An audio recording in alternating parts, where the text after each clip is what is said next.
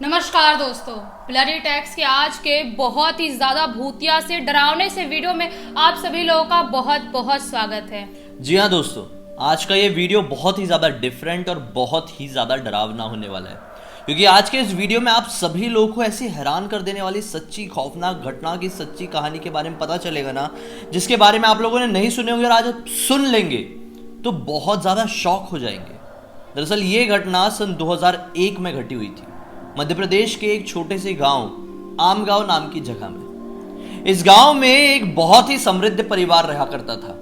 इस समृद्ध परिवार में कोई और नहीं, केवल पति पत्नी रहते थे। लेकिन केवल ये लोग पैसों से ही बहुत ऊपर थे, बाकी सारी चीजों में इस दुनिया से काफी पीछे, क्योंकि उसके घर में आए दिन जो वो होता है ना डोमेस्टिक वायलेंस, वो होता रहता था, मारपीट होती रहती थी। गांव के किसी भी इंसान को ये कभी पता नहीं चला था कि इनके घर में इतना डोमेस्टिक वायलेंस होता क्यों है। रोज आए दिन उनके घर से मारपीट की आवाज सुनाई देती थी। बहुत ज्यादा मारता था वो आदमी अपनी पत्नी को। साथ ही साथ वो इतना ज्यादा क्रूर था कि गांव के किसी भी इंसान से एक शब्द भी बात नहीं करता था। मतलब खड़ूस भी था हरामी के साथ साथ। हाँ, उसके ना जिंदगी में केवल दो शौक थे, अपने दोस्तों से मिलना जुलना और घुड़सवारी करना। इसी वजह से उसके घर में तकरीबन 7 से 8 घोड़े हुआ करते थे और बस उसकी दिनचर्या यही थी।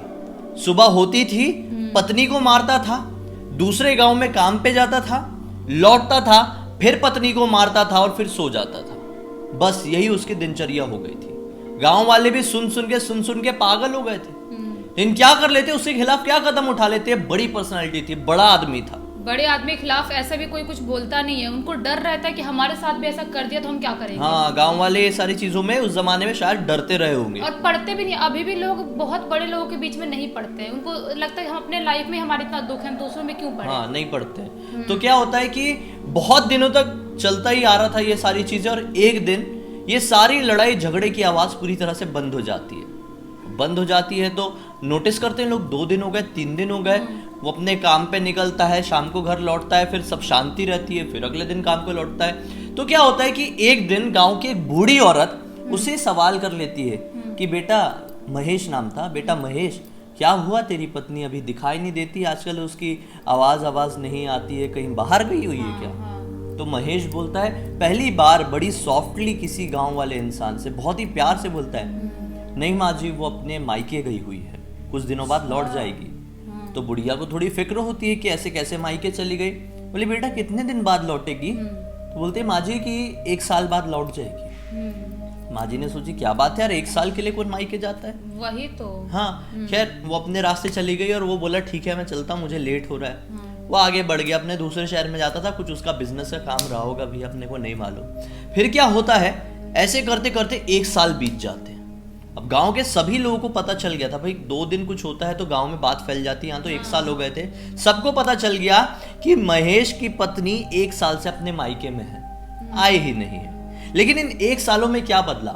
महेश का बर्ताव। दरअसल जो कि बहुत ही ज्यादा क्रूर था, बहुत ही ज्यादा सबसे रुष्ट रहने वाला था, वो अब सभी लोगों से फ्रेंडली हो चुका था। मतलब ऐसा क्या हो गया जिससे इतना फ्रेंडली हो गया, इतना मतलब कमीना आदमी। हाँ, सबसे बहुत अच्छे से बात करता था। सबके घर के कोई भी सेलिब्रेशन होते थे, शादी होती थी, बर्थडे पार्टीज होती थी, सब में मतलब इन्वॉल्व होता था, सब लोगों की आगे से मदद करता था। किसी को कोई फाइनेंशियल प्रॉब्लम होती थी तो पैसे वाला तो सबसे ज्यादा था, ये सबकी मदद करता था। अब लोग समझने लगे यार हम इसके बारे में बहुत ही गलत सोचते थे, तो बहुत अच्छा आदमी है। अब लोगों ने पूछना शुरू किया कि भाई 1 साल हो गए, पत्नी कहाँ है, आती क्यों नहीं है? बोला कि वो 2 महीने बाद लौटेगी, वो किसी काम में फंस गई है। फिर भाई दुनिया भर की चीज हुई, 2 महीने और कटे, फिर वो 3 महीने बोल देता, फिर लोग पूछते, फिर वो 4 महीने बोल देता।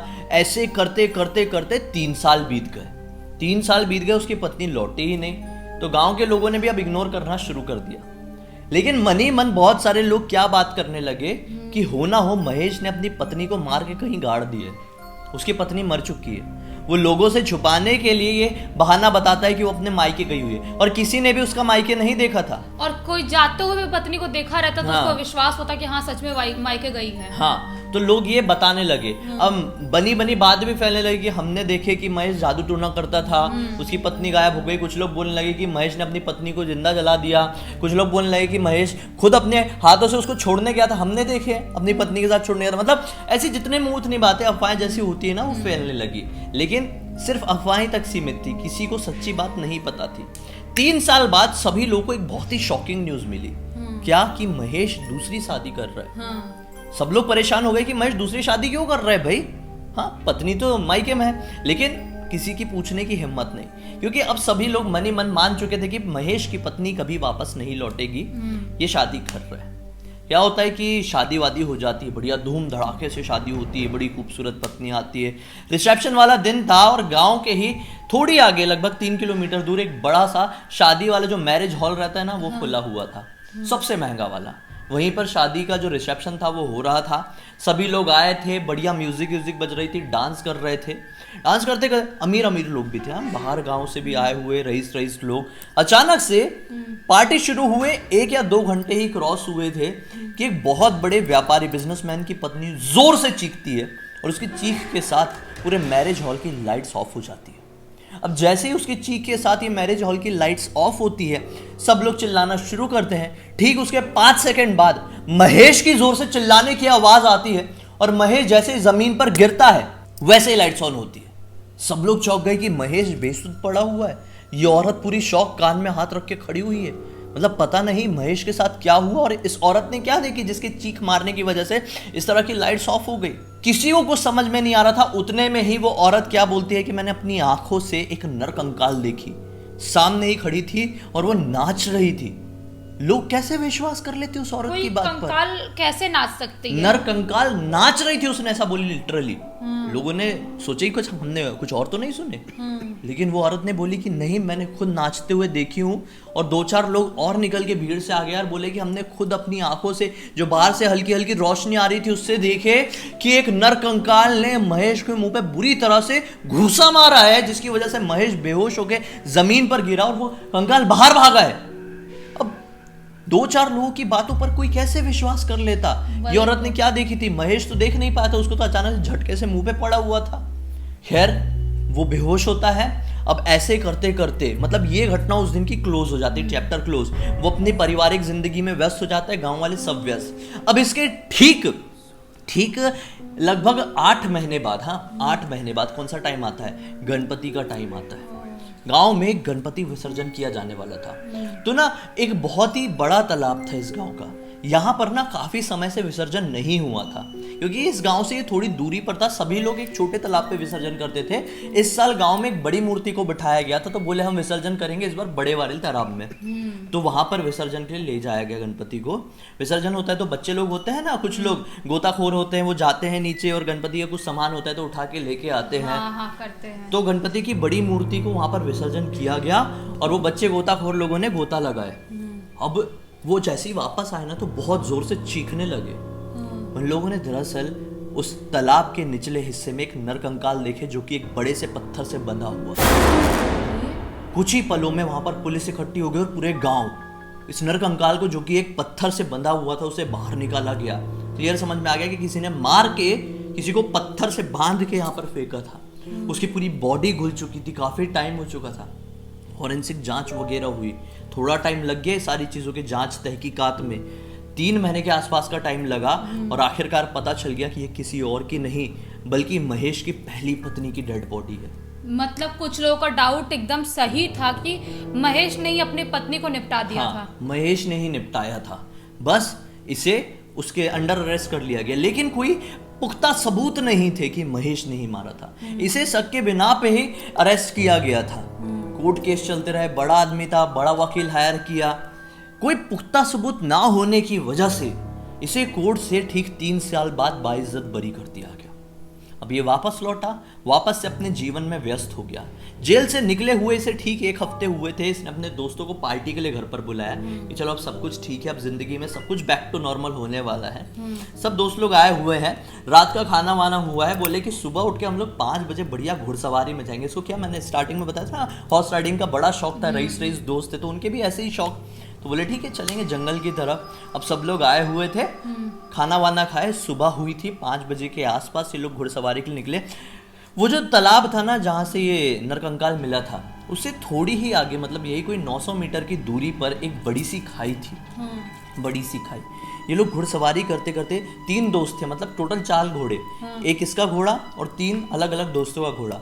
ये लोग घुड़सवारी करते हुए जैसे उस खाई के नजदीक पहुंचे, अचानक से इसका घोड़ा हिंहियाते टाइप रुक गया, मतलब ऐसा जो ऐसा आवाज निकलता है ना, आवाज निकालते कूदते हैं ऊपर से, ऐसा करते हैं, वैसा रुक गया अचानक से और एकदम लाल आंखें हो गई। सब दोस्त लोग भी घबरा गए, पता नहीं क्या हुआ क्या नहीं, लेकिन ये दोस्त ने घटना बताया, उसके एक दोस्त ने घटना बताया। क्या बताया मैं आप लोगों को बताता हूँ कि ये लोग सीधे सीधे जा रहे थे, अचानक से घोड़ा रुका। हम लोगों ने जब नजर डाल के देखे तो क्या पाए, घोड़े के सामने एक नरकंकाल खड़ा हुआ है जो कि धीरे धीरे हमारे दोस्त महेश की तरफ बढ़ रहा है। उसे घोड़े को बहुत बार चाबुक से मारने के बाद भी वो घोड़ा वहां से हट नहीं रहा था। अचानक से वो थोड़ी आगे आया नरकंकाल और भागते हुए खाई की तरफ जाकर कूद गया। उसे देखकर महेश का घोड़ा भी ना जाने कैसे पागल की तरह हो गया और वो भी खाई में जाकर कूद गया। और बस जब तक दोस्त लोग नीचे पहुंचे उसकी मृत्यु हो चुकी थी, घोड़ा भी मर चुका था। अब क्या हुआ, ये 3 दोस्त थे ना जाने कैसे संदिग्ध तरह से 3 में से 2 दोस्तों की मृत्यु हो गई और एक दोस्त जो है ना उसका आधा दिमागी संतुलन पूरी तरह से खो गया। वो केवल यही वाली कहानी की बात करता है, मतलब अब वो किसी से ढंग से बात भी नहीं कर पाता, बहुत ज्यादा डरा डरा रहने लगा, सहमा सहमा रहने लगा और जहां भी देखता यही पाता, यही बोलता कि देखो वो नरकंकाल यहां पर खड़ा हुआ है, वो मुझे भी मार डालेगा। किसी को क्लियर एविडेंस आज तक नहीं मिल पाए कि महेश की मौत कैसे हुई, कैसे उसके 2 दोस्तों की मौत हुई, कैसे वो तीसरा दोस्त पागल हो गया, क्या सचमुच में नरकंकाल उन्हें दिखाई देता था, क्या सचमुच में महेश की शादी में इस तरह से कंकाल आकर डांस कर रहा था, पता नहीं क्यों। जो भी बात हो, लेकिन अगर सच में वो कंकाल था तो उसने अपना बदला पूरा कर लिया, लेकिन उस आदमी की वजह से उसके 2 दोस्तों की भी मौत हो चुकी थी। पता नहीं उनकी मौत का कारण क्या था भाई, आज तक क्लियर नहीं हो पाया। कहीं ये लोग भी इन्वॉल्व तो नहीं थे, मालूम नहीं अपने हो को, सकता है कुछ भी मर गए वो लोग, उन लोगों की आइडेंटिटी भी अपने को नहीं मालूम। लेकिन हाँ, उस गांव के लोग आज भी ये बोलते हैं इस घटना को 21 साल हो गए, 22 साल होते आएंगे कुछ टाइम में। यहाँ पर जो नरकंकाल था कोई और नहीं बल्कि उसकी पहली पत्नी थी। हो सकता है, मुझे तो ऐसा लगता है कि उसकी पहली पत्नी का ही वो कंकाल होगा। आप लोग बताओ कि आप लोगों को क्या लगता है, कमेंट सेक्शन में हमको आपका इंतजार रहेगा। खैर अब तक इस वीडियो को देखे तो लाइक जरूर कर देना, चैनल को सब्सक्राइब करके बेल आइकन को दबा के ऑल के ऑप्शन में क्लिक करना, क्योंकि इसी तरह के हैरान कर देने वाले खौफनाक वीडियोस आप लोगों के सामने डेली लेके आते रहते हैं। इंस्टा के लिंक इस वीडियो के डिस्क्रिप्शन बॉक्स में क्लिक करके डायरेक्टली वहां पर पहुंच जाना, और आपके पास भी कोई इसी तरह की सच्ची घटना की सच्ची कहानी तो लिख भेजिए, हो सकता है हमारा अगला वीडियो आप लोग की कहानी के साथ ही बन रहा हो। चलिए कल फिर से मिलते हैं, तब तक के लिए बहुत बहुत धन्यवाद। आपका दिन शुभ हो।